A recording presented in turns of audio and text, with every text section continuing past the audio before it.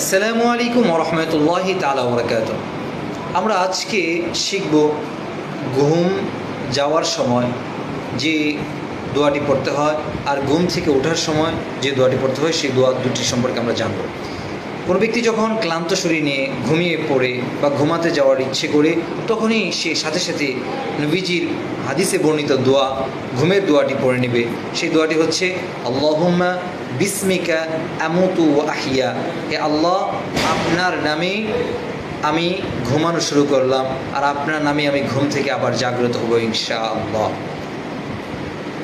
এরপরে যখন তার ঘুম পরিপূর্ণ হয়ে যাবে, ঘুম থেকে যখন সে উঠবে তখন সে ঘুমের থেকে ওঠার দোয়াটিও পড়ে নেবে। সেই দোয়াটি হচ্ছে আলহামদুলিল্লাহিল্লাযী আহিয়ানা বা'দামা আমাতানা ওয়া ইলাইহিন নুশুর।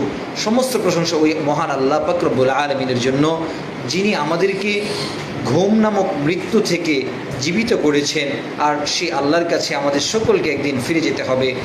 এই দোয়াটি পড়বে।